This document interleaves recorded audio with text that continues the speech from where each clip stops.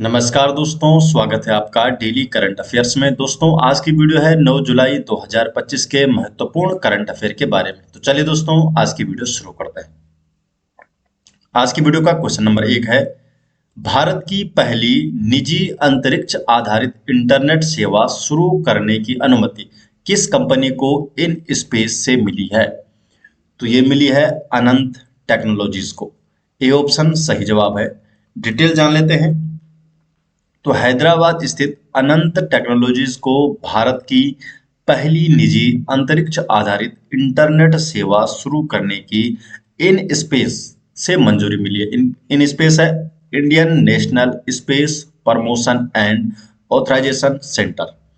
ये सेवा 2028 तक शुरू होने की इसकी उम्मीद है और ये मंजूरी भारत में निजी सैटेलाइट ब्रॉडबैंड की दिशा में पहला बड़ा कदम है। इसका उद्देश्य है भारत के दूरदराज और ग्रामीण इलाकों को हाई स्पीड इंटरनेट से जोड़ना। क्वेश्चन नंबर 2, 3x35 वैश्विक स्वास्थ्य पहल किस संस्था द्वारा शुरू की गई है? जो 3x35 तो ये पहल शुरू की गई है विश्व स्वास्थ्य संगठन WHO के द्वारा। तो WHO वर्ल्ड हेल्थ ऑर्गेनाइजेशन ने 3x35 नामक नई वैश्विक स्वास्थ्य पहल की शुरुआत की और इसका उद्देश्य है 2035 तक तंबाकू, शराब और मीठे पेय पदार्थों की वास्तविक कीमतों में 50% की वृद्धि करना। ये पहल स्वास्थ्य कर के माध्यम से गैर संचारी रोगों NCDs नॉन कम्युनिकेबल डिसीज को नियंत्रित करने पर केंद्रित है। NCDs जैसे हृदय रोग, मधुमेह और कैंसर अब वैश्विक मृत्यु का 75% से अधिक कारण बन चुके हैं। तो इनको नियंत्रित करने के लिए पहल शुरू की गई है। 50% मूल्य वृद्धि से अगले 50 वर्षों में 50 मिलियन असामयिक मौतों को रोका जा सकता है। उदाहरण के लिए कोलंबिया में कर बढ़ाने से सिगरेट खपत में 34% की गिरावट आई है। तो इसीलिए इसमें 50% की वृद्धि करने का एक उद्देश्य है। जो तंबाकू हो गया, शराब हो गया और मीठे पेय पदार्थों हैं तो इनकी कीमतों में 50% की वृद्धि करना। क्वेश्चन नंबर 3, गिफ्ट सिटी में शाखा खोलने वाला पहला UAE आधारित बैंक कौन बना है? तो गिफ्ट सिटी में शाखा खोलने वाला जो पहला UAE आधारित बैंक है इसका नाम है माशरेक बैंक।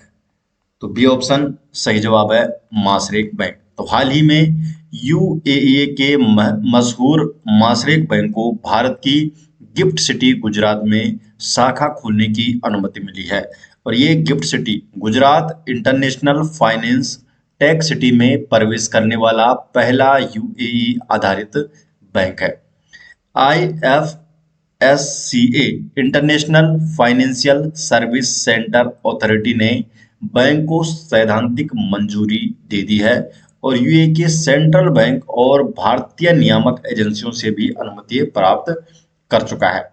ये बैंक 2025 के अंत तक पूर्ण रूप से परिचालन शुरू करेगा और जो गिफ्ट सिटी है ये भारत का पहला अंतर्राष्ट्रीय वित्तीय सेवा केंद्र है जो टैक्स में छूट और बेहतर कारोबारी वातावरण प्रदान करता है। क्वेश्चन नंबर 4, हाल ही में किस भारतीय कृषि उत्पाद को अंतरराष्ट्रीय व्यापार के लिए हार्मोनाइज्ड सिस्टम HS कोड यानी ग्लोबल पासपोर्ट प्रदान किया गया है? तो ग्लोबल पासपोर्ट किसे प्रदान किया गया है? मखाना को। सी ऑप्शन सही जवाब है, मखाना। डिटेल जान लेते हैं।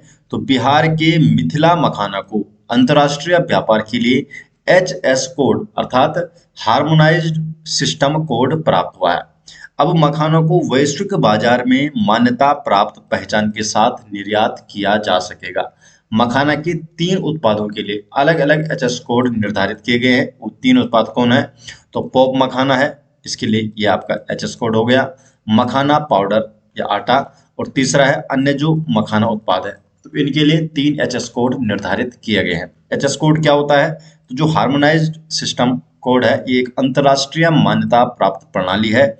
इसे विश्व सीमा शुल्क संगठन WCO द्वारा तैयार किया गया है। WCO वर्ल्ड कस्टम्स ऑर्गेनाइजेशन द्वारा। इसका प्रयोग निर्यात आयात के लिए वस्तुओं की पहचान, वर्गीकरण और टैक्स निर्धारण हेतु किया जाता है। भारत में ये जो कोड है 8 अंकों का होता है, जो सीमा शुल्क और जीएसटी प्रणाली में भी उपयोगी होता है। क्वेश्चन नंबर 5, भारतीय महिला फुटबॉल टीम ने 2026 एएफसी वुमेन्स एशियन कप के लिए किस टीम को हराकर पहली बार योग्यता के आधार पर क्वालिफाई किया है? तो किस टीम को हराकर क्वालिफाई किया है? थाईलैंड। सी ऑप्शन सही जवाब है, थाईलैंड। तो भारतीय महिला football team 2025 AFC women's Asian cup, AFC Asian football confederation के लिए थाईलैंड को 2-1 से हराकर पहली बार योग्यता के आधार पर क्वालिफाई किया है। भारतीय टीम का जो उपनाम है blue tigress, blue tigress. AFC मतलब एशियन फुटबॉल कन्फेडरेशन, एशियाई फुटबॉल परिसंघ। क्वेश्चन नंबर 6, प्लास्टिक उद्योग को बढ़ावा देने के लिए रसायन एवं पेट्रो रसायन विभाग किस विशेष औद्योगिक योजना को लागू कर रहा है? तो ये कर रहा है प्लास्टिक पार्क योजना को। सी ऑप्शन प्लास्टिक पार्क योजना को लागू कर रहा है।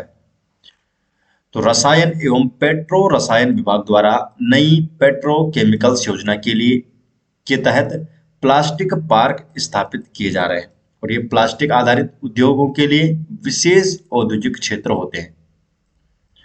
क्वेश्चन नंबर 7, 17वां ब्रिक्स शिखर सम्मेलन किस देश में आयोजित किया जा रहा है? तो जो 17वां ब्रिक्स शिखर सम्मेलन है तो किस देश में आयोजित किया गया आजकल? तो ये किया गया ब्राजील में। सी ऑप्शन सही जवाब है, ब्राजील। डिटेल जान लेते हैं। तो जो 17वां ब्रिक्स शिखर सम्मेलन है ये 6 से 7 जुलाई 2025 को ब्राजील के रियो डी जेनेरियो में आयोजित किया गया। ब्राजील इस वर्ष सम्मेलन का मेजबान देश था और शिखर सम्मेलन की अध्यक्षता कर रहा है। ब्राजील के राष्ट्रपति हैं लुइस इनसिलियो लूला दा सिल्वा। इस वर्ष ब्रिक्स समूह का नेतृत्व कर रहे हैं। पहला जो ब्रिक्स शिखर सम्मेलन 2009 में, उस टाइम में ब्रिक था, 2009 में रूस के येकातेरिनबर्ग में आयोजित किया गया था। तो येकातेरिनबर्ग रूस में 2009 में आयोजित किया गया था पहला ब्रिक्स शिखर सम्मेलन। और 2010 में दक्षिण अफ्रीका पूर्ण सदस्य बन गया था और तब इसका नाम ब्रिक्स से ब्रिक्स हो गया था। ब्रिक्स में है ब्राजील, रसिया, इंडिया, चाइना और साउथ अफ्रीका। तो ये 5 देश हैं ब्रिक्स में। क्वेश्चन नंबर 8, हाल ही में भारतीय अंतरिक्ष यात्री शुभांशु शुक्ला ने अंतरिक्ष स्टेशन से छात्रों से किस रेडियो सेवा के माध्यम से संवाद किया है? तो जो शुभांशु शुक्ला हैं इन्होंने एमेच्योर रेडियो से संवाद किया है छात्रों से। डिटेल जान लेते हैं। तो भारतीय अंतरिक्ष यात्री शुभांशु शुक्ला ने हाल ही में अंतरराष्ट्रीय अंतरिक्ष स्टेशन से छात्रों से एमेच्योर रेडियो, जिससे हम रेडियो के नाम से भी जाना जाता है, तो इसके माध्यम से संवाद किया है। हम रेडियो अर्थात एमेच्योर रेडियो, एक ही नाम से जाना जाता है इन्हें। इसका उपयोग शिक्षा, ज्ञान साझा करने और आपातकालीन संचार में किया जाता है। भारत में 12 वर्ष से ऊपर कोई भी व्यक्ति ministry of electronics and IT से लाइसेंस प्राप्त कर इसे चला सकता है। इस माध्यम से स्थानीय, वैश्विक और अंतरिक्ष संचार, local, global and space communication संभव है। क्वेश्चन नंबर 9, कजाकिस्तान में आयोजित विश्व मुक्केबाजी कप 2025 में भारत के लिए 3 स्वर्ण पदक जीते हैं। तो किन्होंने जीते हैं ये 3 स्वर्ण पदक? कजाकिस्तान में आयोजित किया गया था विश्व मुक्केबाजी कप 2025। तो भारत से जो 3 स्वर्ण पदक है ये नुपुर, जैस्मिन लेम्बोरिया और साक्षी। तो नुपुर, जैस्मिन लेम्बोरिया और साक्षी, इन तीनों के द्वारा स्वर्ण पदक जीते गए हैं 3 स्वर्ण पदक। तो सी ऑप्शन सही जवाब है। डिटेल जान लेते हैं। तो भारतीय मुक्केबाजी दल ने कजाकिस्तान के अस्ताना में आयोजित विश्व मुक्केबाजी कप 2025 में कुल 11 पदक जीते हैं। इसमें 3 स्वर्ण पदक हैं, 5 हैं रजत पदक और 3 कांस्य पदक। तीनों स्वर्ण पदक महिला मुक्केबाजों ने जीते हैं। इसमें है नुपुर, इन्होंने 80 प्लस किग्रा में, और जैस्मिन लेम्बोरिया ने 57 किग्रा और साक्षी ने 54 किग्रा में, 54 केजी में। ठीक है, तो 3 अलग अलग इसमें। प्रतियोगिता 30 जून से 7 जुलाई 2025 तक कजाकिस्तान की राजधानी अस्ताना में आयोजित की गई थी। रजत पदक विजेता पूजा रानी है 80 केजी में, मीनाक्षी है 48 केजी में, अविनाश जामवाल 65 केजी में, जुगनू 85 केजी में और हितेश गुलिया यह 70 केजी में। कांस्य पदक विजेता है संजू 60 केजी में, नरेंद्र बेरवाल ये 90 प्लस केजी में, निखिल दुबे हैं 75 केजी में। भारत ने इससे पहले ब्राजील में आयोजित विश्व मुक्केबाजी कप 2025 में 6 पदक जीते थे, जिसमें थे 1 स्वर्ण, 1 रजत और 4 कांस्य। ब्राजील जो एडिशन था, इसमें कोई भारतीय महिला मुक्केबाज शामिल नहीं थी। विश्व मुक्केबाजी अप्रैल 2023 में स्थापित हुआ था और इसका उद्देश्य है मुक्केबाजी को ओलंपिक खेल बनाए रखना। विश्व मुक्केबाजी कप हर साल आयोजित होता है और ये दुनिया के सर्वश्रेष्ठ पुरुष और महिला मुक्केबाजों के लिए रैंकिंग प्रतियोगिता है। 2025 में ब्राजील और कजाकिस्तान में 2 कप आयोजित हुए हैं और इन दोनों में प्रदर्शन के आधार पर जो मुक्केबाज नवंबर 2025 में जो नई दिल्ली में होने वाली विश्व मुक्केबाजी कप है फाइनल के लिए क्वालिफाई यहां पर करेंगे। क्वेश्चन नंबर 10, हाल ही में आईसीसी के लिए नए सीईओ के रूप में किसे नियुक्त किया गया है? तो आईसीसी के नए सीईओ के रूप में संजोग गुप्ता को नियुक्त किया गया है। बी ऑप्शन संजोग गुप्ता। डिटेल जान लेते हैं। तो संजोग गुप्ता को 7 जुलाई 2025 से प्रभावी रूप से आईसीसी के नए मुख्य कार्यकारी अधिकारी सीईओ के रूप में नियुक्त किया गया है। इन्होंने जॉफ एलरडाइस का स्थान लिया, जिन्होंने जनवरी 2025 में 4 साल की सेवा के बाद इस्तीफा दिया था। संजोग गुप्ता इससे पहले भारतीय मीडिया कंपनी स्टार इंडिया में स्पोर्ट्स नेटवर्क के प्रमुख रह चुके हैं। आईसीसी का मुख्यालय है दुबई, संयुक्त अरब अमीरात में। क्वेश्चन नंबर 11 है, Bharat biomarkers of healthy ageing, resilience, adversity and transition पहल किस संस्थान द्वारा शुरू की गई? तो जो भारत पहल है, तो इसे किस संस्थान द्वारा शुरू किया गया है? तो भारत पहल को Indian institute of science Bengaluru द्वारा, IISc बेंगलुरु द्वारा शुरू किया गया है भारत पहल को। डिटेल जान लेते हैं क्या है भारत पहल। तो Indian institute of science Bengaluru ने हाल ही में भारत पहल की शुरुआत की। भारत क्या है? भारत पहल क्या है? Biomarkers of healthy ageing, resilience, adversity and transition, ये इसकी फुल फॉर्म है। और इसका उद्देश्य है भारतीय लोगों में बुढ़ापे से जुड़े फिजियोलॉजिकल, मॉलिक्यूलर और इन्वायरमेंटल इंडिकेटर को पहचानना। ये भारत का पहला समग्र एजिंग डेटाबेस है। एजिंग डेटाबेस को विकसित करेगा। इसमें मल्टी पैरामीट्रिक विश्लेषण, एडवांस क्लिनिकल असेसमेंट और लाइफस्टाइल फैक्टर्स को शामिल किया जाएगा। यह पहल स्वस्थ बुढ़ापे के लिए बायोमार्कर की पहचान करेगी और भारत बेसलाइन तैयार करेगी, अर्थात भारत के लिए एक सामान्य स्वास्थ्य मानकों की एक आधार रेखा यह रखेगा। क्वेश्चन नंबर 12, हाल ही में डॉक्टर जितेंद्र सिंह ने किस शहर में फेनोम इंडिया नेशनल बायो बैंक का उद्घाटन किया? तो फेनोम इंडिया नेशनल बायो बैंक का उद्घाटन किस शहर में किया गया है? तो सही जवाब है इसका नई दिल्ली में। तो नई दिल्ली में डॉक्टर जितेंद्र सिंह ने फेनोम इंडिया नेशनल बायोबैंक का उद्घाटन किया है? तो 6 जुलाई 2025 को डॉक्टर जितेंद्र सिंह ने नई दिल्ली में फेनोम इंडिया नेशनल बायो बैंक का उद्घाटन किया है।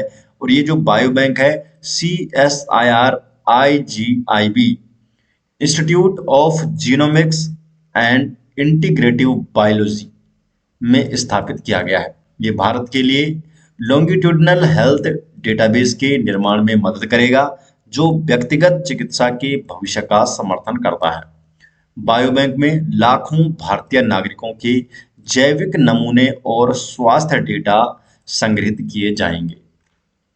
क्वेश्चन नंबर 13, किस माह को सरकोमा कैंसर जागरूकता माह के रूप में मनाया जाता है? तो सरकोमा कैंसर जागरूकता माह के रूप में जुलाई को मनाया जाता है। सी ऑप्शन सही जवाब है, तो जुलाई मंथ को। तो जुलाई माह को सरकोमा कैंसर जागरूकता माह के रूप में मनाया जाता है और इसका उद्देश्य है दुर्लभ और कम समझे जाने वाले कैंसरों के प्रति जागरूकता फैलाना। सरकोमा एक ऐसा कैंसर समूह है जो हड्डियों, सॉफ्ट टिश्यू जैसे फैट हो गया, मसल्स हो गया, ब्लड वेजल्स हो गए, नर्वस हो गया और त्वचा की जो गहरी परत होती है इसमें शुरू होता है। सरकोमा दो प्रकार के होते हैं, सॉफ्ट टिश्यू सरकोमा और बोन सरकोमा। तो इसके इसके जागरूकता के लिए जुलाई माह को सरकोमा कैंसर जागरूकता माह के रूप में मनाया जाता है। तो दोस्तों ये हो गए आज 9 जुलाई 2025 के महत्वपूर्ण करंट अफेयर और ये सभी नोट्स आपको मिल जाएंगे हमारे टेलीग्राम चैनल पर, जिसका लिंक आपको डिस्क्रिप्शन में दिया गया है।